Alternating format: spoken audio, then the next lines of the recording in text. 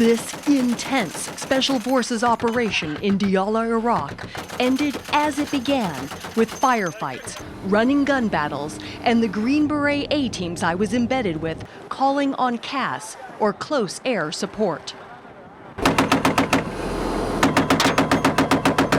That Special Operations Tactical Air Controller, or SOTAC, call sign Bubba, on the 50 cal and on the radio with A-10s and F-16s at the same time. And that's Bubba more than 30 hours earlier, mounting up for this crucial mission with his fellow Green Berets. Check. And Air Force Special Operations Joint Terminal Attack Controller, or JTAC, call sign Vampire. A lot of people here have never seen Americans. They knew what we were in for and had the air assets ready. Any last words about this thing? Rock and roll. Rock and roll. Yeah. It's a big one, huh? That's going to be a big one. It's going to be a lot of assets coordinated for it. A lot of air assets. It's going to be going on for continuously from 2300 to 1400 the next day. So there'll be a lot of stuff going on. A lot of bad guys out there. Hopefully. Maybe not after we're done. A little over 12 hours of air traffic. Lots of bombs, man. Lots of guns. So we'll see what happens. Going into bad guy territory. I've been told that before. Number 04 copies. Be advised, we're expecting to make contact on this objective. Breaks. That's Bubba on the radios with the aircraft, his infrared strobe blinking in the gun turret as the A-teams rally up with the Iraqi police, or IPs they're advising, and drive to raid multiple targets throughout the night. If we get people maneuvering into or away from this objective, if we can't automatically PID a threat, be prepared to use corralling fires on these individuals maneuvering over. Number 04, Ninja 33, go. Ninja is the call sign of the F-16 overhead as the A-teams go after Al-Qaeda in Iraq, high-value targets, and insurgents. Be advised, when we're coming into that target area, expecting to take fire. If we need to, we'll go ahead and drop a bomb to kind of cover our movement in and put some fear in the hearts of those bad guys over. I'll need to have a 9-line for you. No bomb needed, because the Green Berets and the Iraqi police they were advising on this raid arrest dozens of Al-Qaeda insurgents who'd shot at them. It sounds like somebody called everybody around here and told them we were coming. The Special Forces call that the early warning system. They had tracked that one dude. Meanwhile, the A-10s and F-16s kept eyes on squirters, insurgents escaping. Hey, there's a guy that ran out of this village, and we last spotted him around these trees. At dawn, after clearing multiple villages, the A-teams went after the armed insurgents now hiding in a palm grove. This is the same guy that when we were over there at the mosque earlier, he moved from right there where we were all the way over there. And he met up with his buddies. Follow it around, it makes a Bubba, on the radio with the aircraft, advises Green Beret Captain Sean, the ground force commander for this location, so he can decide on going kinetic. 4 of them. What are you doing? They're low crawling and hunkering around right now. Hey, they've got a laser spot on this guy right now. Yeah. There's 3 dudes, all right? They were digging and they're low crawling and now they're all back together. So it looks like they were digging up a cache. All right, I just want to make sure that none of these IPs are on that side of the bridge. So if we engage them, it's not going to be fratricide. No, it's not the IPs, but I'll check. But I know they're all here right now. I'll advise you, man. That's hostile action, hostile intent. So I think we're good to engage. Go ahead and engage them in the field at this time. So you know what's going to happen. There you go, right? There he is. Bubba calls Ninja the F-16s and Boar the A-10 Warthogs. 30 seconds. See him flying up there in the sun? That little white spot that you see, the reflection of the sun? That's Ninja, he's the FAC A. He's controlling this gun run. FAC A means Forward Air Control Airborne. 10 seconds. Bubba, the Green Beret, hands control of strafing the palm grove to Ninja, the F-16, to direct the A-10s. When Bubba transferred control authority to me, I told the A-10s just to stand by for a minute while I surveyed the area and I came up with my game plan. He came in hot, but he didn't get clearance because Ninja lost him in the sun, and he's got the cleared hot. He cleared him, and he came off dry because he didn't hear the clearance. You know, the secure radios were kind of a problem that day because The secure radios between the F-16s and A-10s had problems that day. each other. You could hear Bubba very well, but it was difficult to hear each other, airplane to airplane. Several different times when I had actually cleared him hot, and it came off dry for clearance because he didn't hear me. You think you might have clearance, you might not have clearance, but you guys are being that careful. A-10 fighter pilot that day, call sign Jody. No, in this day and age, you cannot be too careful. It's black and white. Either you have clearance or you don't. Ninja 33, Bubba 04. I copy all 9-line and restrictions. I have visual on bore at this time and target over. You're still watching out for the guys on the ground about other things as well. Absolutely. And F-16 fighter pilot that day, call sign face. I developed the 9-line, which essentially depicts what are you hitting, the coordinates for that, the elevation, what are the restrictions. There's a whole litany of things that you pass to the strikers so that you're all able to be on the same sheet of music and everybody knows exactly what is about to occur. When you're in the air and it's happening, everybody's focused on what's going on. You know, there's no joking around. It's hard, cold business. You just get down to it. It's life and death. When you have your finger on the pickle button or the trigger and you're just waiting for this cleared hot, that day, what's going through your head is you're waiting for this being allowed to go ahead and bring it in. Scared, excited, like you're saying, butterflies in the stomach. Again, a sense of remorse. If they were bad guys shooting at the friendlies, we're going to take them out. Roger at 4, this is Bubba 04, over.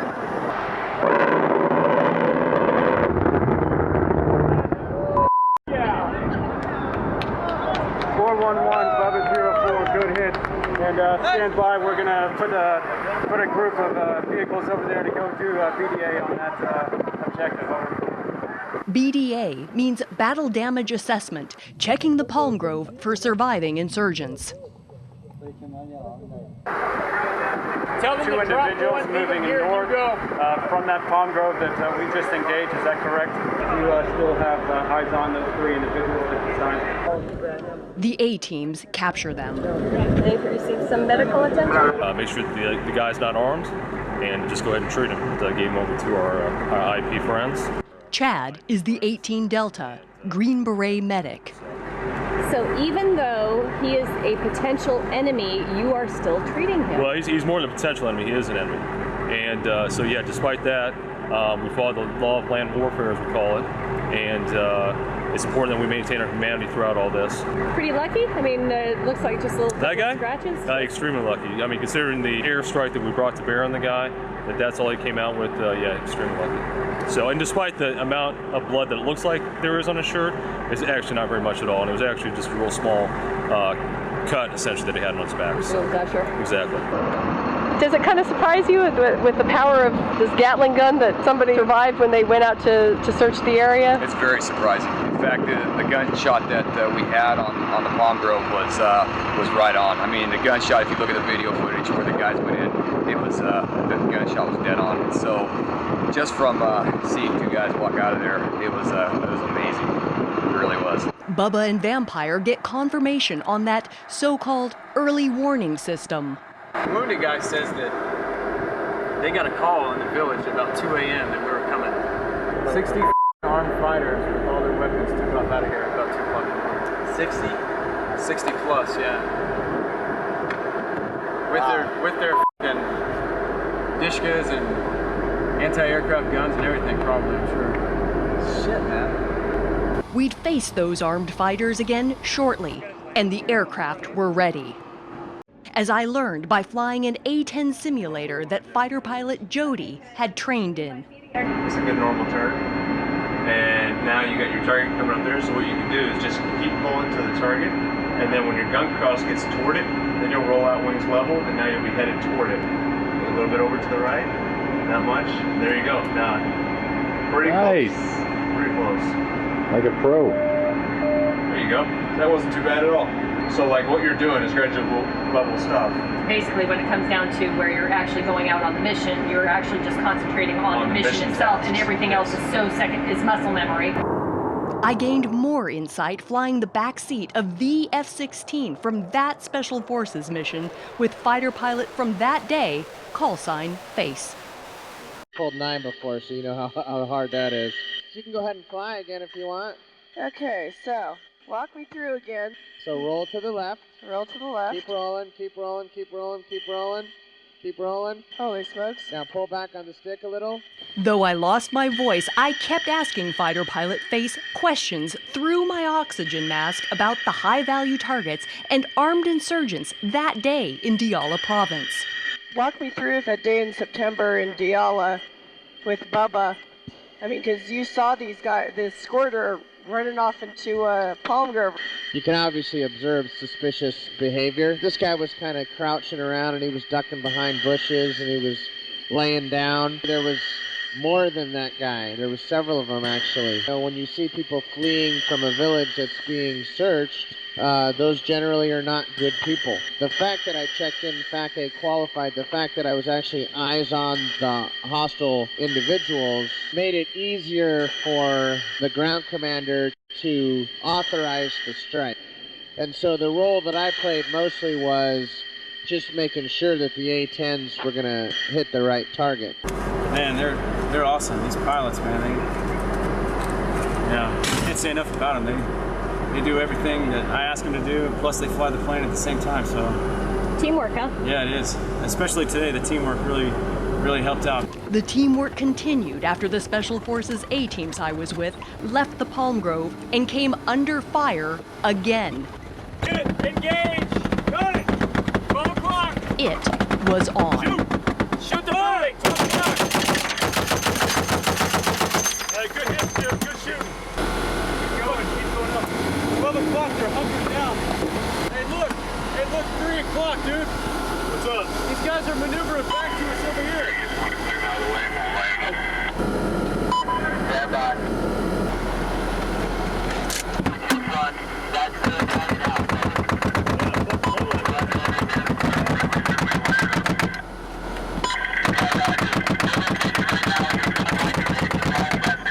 During the battle, reloading 50 cal and Mark 19 as their teammates cover them and fighter pilots keep eyes on overhead. Okay, you got friendlies again at 12? Yeah, I got them. I'm hearing cracks, man. Huh? I'm hearing cracks. Yeah. Cracks mean the incoming bullets are close.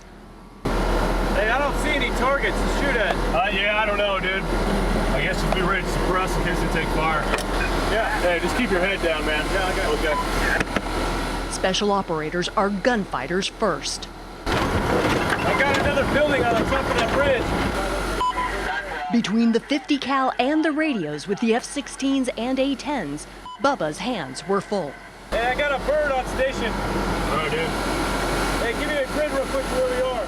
You as well, just like a human being, hearing those guys get stressed, you start to really feel it emotionally. But you got to try to check that, keep it aside, and just try to be professional. Hey, be advised, I've got CAS on station at this time. It's Flight F-16. Doing CAS is probably the most fulfilling thing that we do because you can see the immediate effects that you have on the battlefield. Besides that, you know that the guy on the ground is really relying on you to, if not keep them safe, then to certainly help them achieve their objective. Which the Green Berets did. They captured the enemy gunfighters who attacked, which they positively identified. CSI kit right out here in the desert, huh? Positive. Would they be considered snipers or pretty good shots? I know one of them got the truck. The reports were that they had a sniper out there, and we did receive fire. The vehicle that you were in got shot up, and a round actually pierced the armor there. The teamwork between the Special Forces on the ground advising the Iraqis and the close air support led to this long mission accomplished. I mean, that's really what it comes down to, is getting it done. Alex Quade, Diyala Province, Iraq.